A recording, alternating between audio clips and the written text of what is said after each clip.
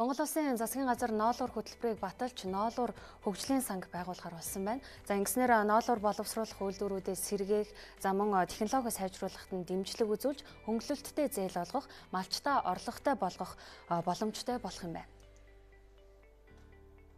За энэ хөтөлбөр бол ноолуур хөтөлбөр хэрэгжиж эхэлснээр малчид болон аж ахуйн нэгж байгууллагуудын хоорондын харилцаа холбоог улам амар дүт болгох, за мөн малчтад аж ахуйн нэгжүүдээс ихээхэн хэрэгтэй хөтөлбөр болж байгаа. За энэ хөтөлбөрийн талаарх сурвалжлагч Ариун Болтын бэлтгэсэн сурвалжлагыг одоо хамтдаа харцгаая.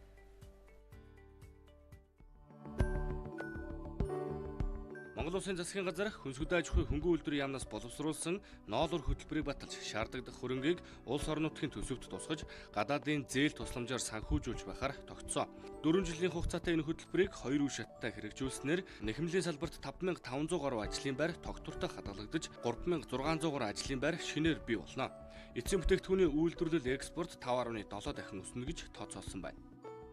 Манай үйлдвэрүүд бол одоо энэ жилийн хэрэгцээг хангаж чадахгүй байна. Өөрөөр хэлбэл гадны оролцогч, зах зээл оролцогчд орж иж 3-4 сард одоо бэлэн мөнгөөр их хэмжээний ноолуур аваа авчдаг.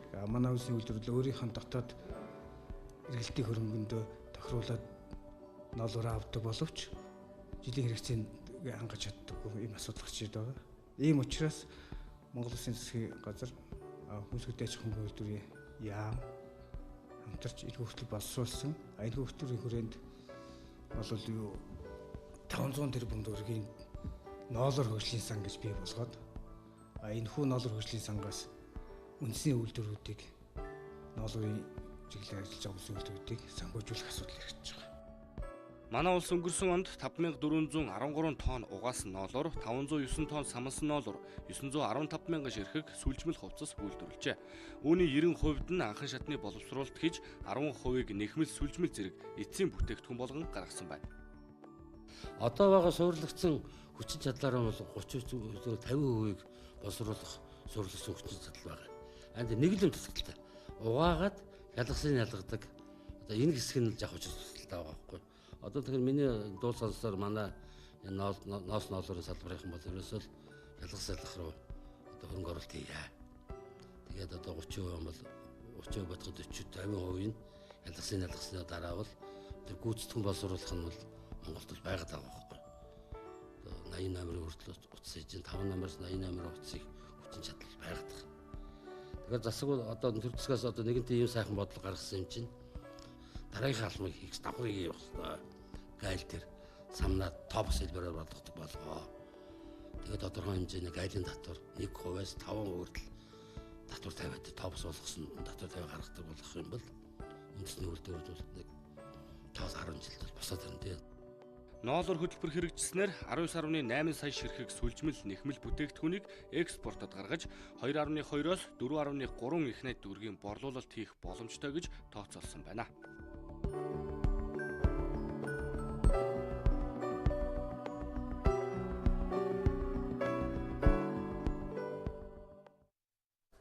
Баярлалаа. Өглөө хөтөлбөр үргэлжлүүлж байна. За яг энэ ноолуур хөтөлбөртэй холбоотойгоор өнөөдөр өглөөний эхний зочин студид ирсэн байна. За хүнсгүдэн аж ахуйн яамны ахлах мэрэгчлэн Эрэгддмаа студид ирж та бүхэнд яг ноолуур хөтөлбөр цаашлаад ноолуур хөгжлийн сангийн тухай мэдээллийг хүрэхэд бэлэн болсон байна. Өглөөний мэдрэг сайхан амарсан уу та? Сайхан амарлаа. За хоёул эхлээд шууд ноолуур хөтөлбөрийн тухай ярилцчих. Энэ хөтөлбөр 4 жилийн хугацаанд өгөх шууд бодит үр дүнгийн тухай мэдээлэл хэлье.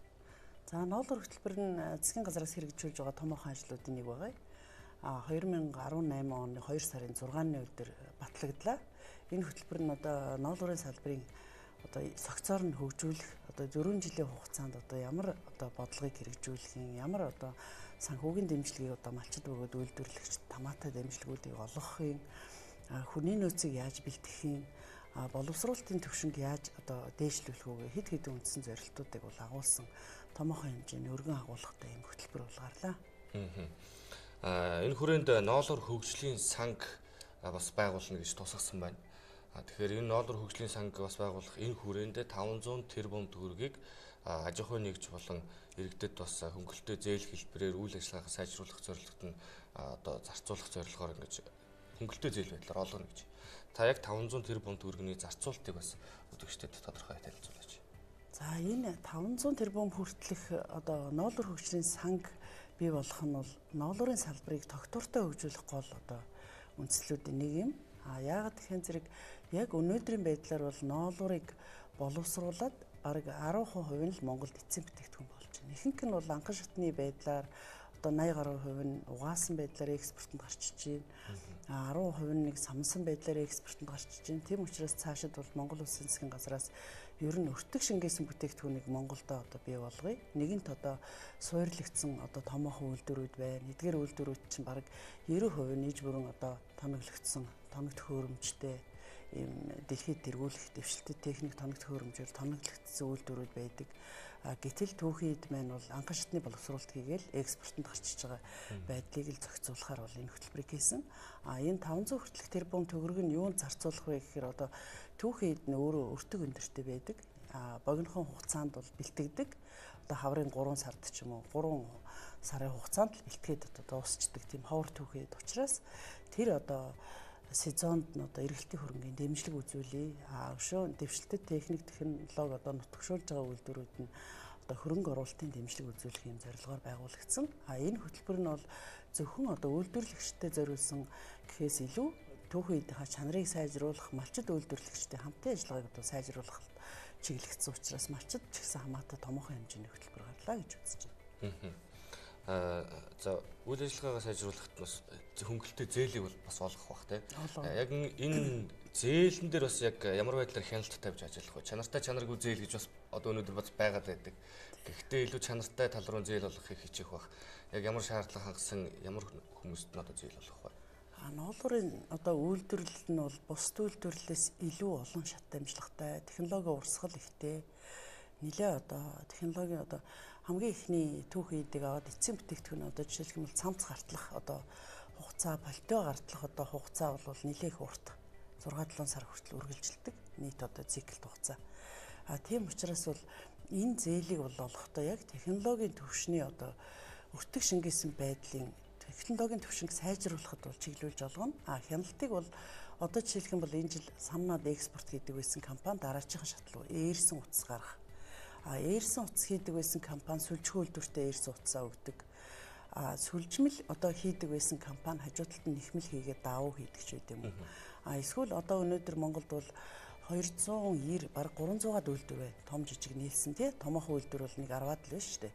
Эдгээр үйлдвэрүүд хоорондоо нөгөө кластераар ажиллаж нэг нь одоо нэгтгэг даав нэгтгэг байлаа гэхэд оёдлын үйлдвэрүүд тэндээс нь аваад пальто бичээг хойж ах жишээтэй. Ээрмэл утас үйлдвэрлэдэг одоо буян компани ээрмэл утас үйлдвэрлэж байхад одоо хажуудалд нь 100-аад жижиг үйлдвэр тэндээс ээрмэл утсыг аваад сүлжмэл утас хийгээд экспортод гаргах жишээтэй. Хооронд энэ төр уялдаатай одоо харилцан уялдаатай өртөг шингэсэн бүтээгдэхүүнийг бий болгох руу зээлийн гол одоо үндсэл бий болж байгаа. 2018, 19 он гэхэд бол бид нар самсан угааснаас илүү самсан ноолуурынхаа экспортыг төлөх үү? Цаашид дараагийн жилүүдэд бол самснаас цаашаа ээрмэл утасныхаа үйлдвэрлэлийг буюу сүлжмэл нэхмэл үйлдвэрлэлийнхаа одоо үйлдвэрлэлийг төлхөө хөгжүүлэх талаараа арга хэмжээ авна. Одоогийн байдлаар бол Монгол банк бол нөгөө валютын нөөцийг хадгалах талаасаа бол ноолур хөтөлбөрийг бол дэмжиж ажиллаж байна. Хөгжлийн банк бол засгийн газраас бол баталсан томоохон хэмжээний хөтөлбөр төслийг бол санхүүжүүлэх үүрэгтэй учраас бол хөгжлийн банктай хамтраад бас одоо зээлийн их усүрийг бүрдүүлэх талаар бол ажиллаж байна. Эхний байдлаар бол нэг 400 тэрбум төгрөгийн их усүрийг бол одоо бүрдүүлсэн байна. Энэ их усүрээр яах вэ гэхээр саяны миний яриад байгаа өртөг шингэсэн процесс дээр нь хяналттайгаар зээлийн олгоод зээлийн авангуут нь одоо одоо хяналтын гэрээ байгуулад тухайн компани одоо яг хөтөлбөрт тавьсан зорилтынхаа дагуу одоо үйл ажиллагаа хэрэгжүүлж байна уу гэдгийг одоо хянахын тасралтгүй хянаад хэрвээ тэр хөтөлбөрт одоо тусгагдсан арга хэмжээнийхээ хүрээнд өртөг шингэсэн бүтээгдэхүүний цикл руугаа одоо явж чадаагүй угаасан байдлаар одоо самнаад экспорт хийнэ гэж одоо зээлээ авчаад угаагаад экспорт хийцэн байх юм бол зээлийн энгийн нөгөө арилжааны зээл буюу одоо 21-с 22% хүүтэй зээл рүү шилжүүлэх хэлбэрийн одоо хяналтыг төрөөс хийгээд явчих юм байна. Бас нэгэн зүйл байна. За өнөөдрийн байдлаар бол зөвхөн угаас ноолурыг угаагаад экспортлж байгаа тийм. Үүн дээр бол ямар нэгэн татвар бол байхгүй. Гэтэл мэрэгжилтнүүд үүнийг 2 дахь үр шат руу дамжуулаад илүү татвартай болгох, 20 хүртэлх % татвартай болгох боломж бий гэж бас хараад байна л да. Энийг юу нэг хэрхэн зохицуулах вэ? Яг тань экспортын татварын асуудал.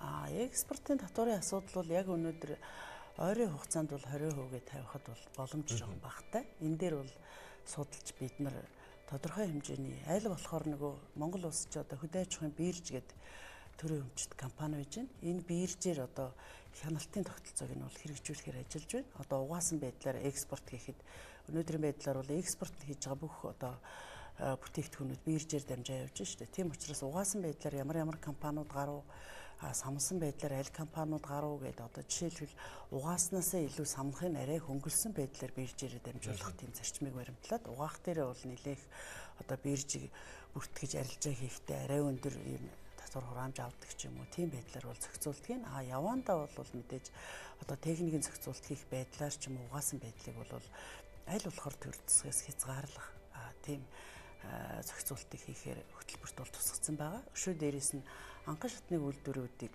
одоо тусгай зөвшөөрөлтөй болох чиглэлээр бас хэрэгцээ орчныг бол сайжруулна.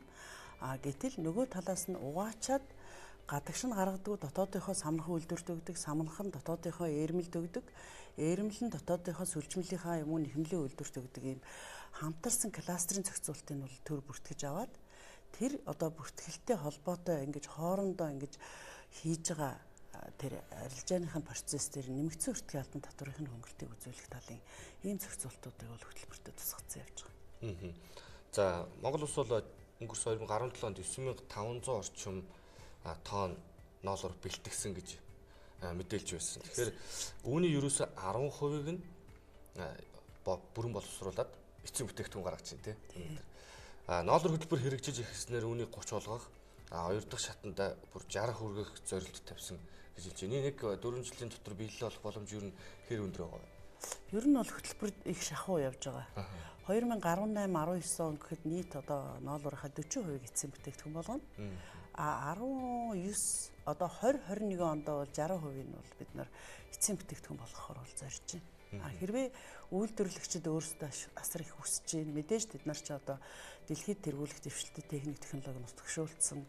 Зах зээл бол экспорт хийх бол зах зээл бэлэн бүтээгдэхүүний зах зээлүүд бол Америк, Япон, Герман гэд Европын холбооны өндөр одоо хэрэглээтэй өндөр зэрэглэлийн одоо улс орнууд бол ноолорын бүтээгдэхүүнийг бол хэрэглээд хэвшсэн байдаг. Тийм учраас аль болохоор л одоо тэр төвшөнд хүрэхийн төлөө бол төр засгаас бусад одоо арилжааны банкуд, хөгжлийн банкуд, Монгол банк, мэрэгжлийн холбоо үйлдвэрүүдтэйгээ бол хамтарч ажиллаж байна. Энэ төвшөнд бол хүрнэ. Энэ жилийн хувьд бол ноолуурын одоо үн хэдэд хүрэх вэ гэж одоо судлаачид бас их ярьж байна. Энд бол бид нар 75-аас 80 мянган хооронд бол түүхийн ноолуурын хэмжээ бол байх болов гэсэн тийм таамагтай байна.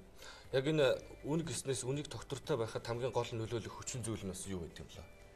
Ер нь бол нөлөөлөх хүчин зүйл бол хаврын цагт бол ноолуур яг эхний гаралт бол нэлээх ингээд эрэлттэй болцсон байдаг л да. Гадны худалдаачид ороод ирдэг бэлэн мөнгөтэй. Манай үндэсний үйлдвэрлэгчид байдаг хоёр тал. Одоо ингээд ноолуур аавна. Гэтэл манай үйлдвэрлэгч нар бол тодорхой хэмжээний эргэлтийн хөрөнгийн их усврын дутагдaltaагаас бас ингээд зарим төвхөд авч чадахгүй алддаг. Энэ жилийн хувьд бол бид нар энийг бол Хөгжлийн банк, Монгол банктайгаа хамтраад бол шийдсэн явж байгаа учраас ерөнхийдөө үн тогтвортой байх бол харагдаж байна. Дэлхийд төвшөлт ч гэсэн. За одоо 4 жилийн дотор бол тодорхой бодиттой үр дүнд хүрэх бол боломж байна. Монгол улс дэлхийн ноолуурын зах зээлийн бараг 40 орчим хувийг дангаар эзэлдэг. Бүгд нэр хязгаар улсын дараа ордог гэж би сонссон. Яг 4 жилийн дотор дараа Монгол улс ер нь дэлхийд хэдий хэрийн хэмжээний өрсөлдөх чадвартай эцсийн бүтээгдэхүүн гаргадаг тийм улс болох боломжтой байна. За 4 жилийн дараа бид нар эцсийн бүтээгдэхүүнийхээ үйлдвэрлэлийг 5.7 дахин өсгөцсөн байна гэдэг тогтооцсон байгаа. Одоо энэ нь болохон зэрэг 2.2 сая ширхэг сүлжмэл бүтээгдэхүүн хийдэг болчихъя. 2000 м2 нэхмэл бүтээгдэхүүн хийдэг болчихъя. 1 сая ширхэг одоо ноолуурын пальто хийдэг болчихъя. Өшөө дээрээс нь 3600 хүнийг одоо нэмээд ажлын байртай болгоё гэсэн тийм том зорилттой. Яг өнөөдрийн байдлаар ноолуурын үйлдвэрүүдэд нэг 6000 орчим хүн ажиллаж байна. Энэ нь бол доктортой ажлын байртай бас цалингийн хувьд боломжийн эдгээр одоо хүмүүсийн ард талд нэг 35 орчим мянган иргэд байдаг. Нэг айлд нэг 5-аас 6 хүнийг одоо ноолуурын салбарт ажиллаж байгаа хүн тэжээж байна гэж бодоход хамгийн одоо доктортой ажлын байр энэ байгаа. Тэгээд энэ ажлын байрыг бас бараг 2 дахин өсгөхөөр манай одоо ноолуурын салбар бол зүтгэж байгаа учраас малчид маань ч гэсэн одоо үүнийг дэмжиж аль болохоор үндэснийхээ үйлдвэрт бүтээгдэхүүнээ өгч Ингэх юм бол цаашид бол Монгол улсын хөгжил бол өшөө их илүү таатай болж ажлын байр олноор нэмэгдэж манай үйлдвэрүүд сэргэж малчтын хүүхдүүд ч гэсэн үндэснийхээ үйлдвэрт бол одоо ажиллаж тийм мэрэгсэн цайхан мэрэгчлэтнүүд болох юм боломжууд бол харагдаж байна. Магадгүй эцсийн бүтээгдэхүүн болгосных нь одоо ч гэсэн гадаад руу эцсийн бүтээгдэхүүнээ экспортлж байгаа л да. Гэхдээ илүү өргөн том цар хүрээтэй энэ ажлыг зохион байгуулахын тулд төрөөс бас дэмжлэг хэрэгтэй байна. Зөвхөн аж ахуйн нэгжүүд бол дангаараа бас энэ дээр учир дутагдaltaй байж магадгүй л дээ. За бүхэл бүтэн 1 сая политой үйлдвэрлэдэг хүчин чадалтай болцсон байхад гардагшаа гаргахад нь бас ямар дэмжлэг үзүүлэх вэ экспортлоход? За энэ дээр бол ийм байгаад байгаа маа. Үйлдвэрлэлийг дэмжих тухай хуулийг 2015 онд гарсан. Энэ хууль дээр бол нийт үйлдвэрлэсэн бүтээгдэхүүнийхээ 30-аас доош хувийг экспорт хийцэн байх юм бол зээлийн хүүгийн зөрүүг төрөөс олгоё гэдэг. Энэ зөрүүг бол ноолор хөтөлбөр дээр тусгагдсан энэ ноолор хөгжлийн сангийн хөрөнгөөс олох боломжтой. Өшөө дээрээс нь Япон улстай 2016 онд байгуулсан эдийн засгийн чөлөөт худалдааны хэлтсээрээр нэхмэл сүлжмэл бүтээгдэхүүнийг тэг татвартай болгоцсон байна. Цаашид бол бас Солонгос улстай чөлөөт худалдааны хэлтсээр хийгээд сүлжмэл нэхмэл бүтээгдэхүүний татварыг хөнгөлчий. Оросын холбооны улс руу гаргаж байгаа бас бүтээгдэхүүнийхээ татварыг хөнгөлөе. Америкийн нэгдсэн улсад бас гаргахаар бас ярьж байна. Тийм учраас бол олон улсад гарах чиглэлээр бас хөтөлбөрийн 2 том зорилт дээр бол нэлээд олон үйл ажиллагааг бол тусгацсан явж байгаа. За баярлалаа. Үзэгчдээ ноолуур хөтөлбөр, за ноолуур хөгжлийн сангийн тухай мэдээллийг та бүхэнд хүргэлээ. Өнөөдөр өглөө Хүнсүдэ аж ахуйн хөнгөн үйлдвэрийн яамны ахлах мэрэгчлэлтийн эрэгзэдмаа студид маань та бүхэнд мэдээлэл хүргэлээ. Ажилтны амжилт хүсье, баярлалаа танд. За баярлалаа.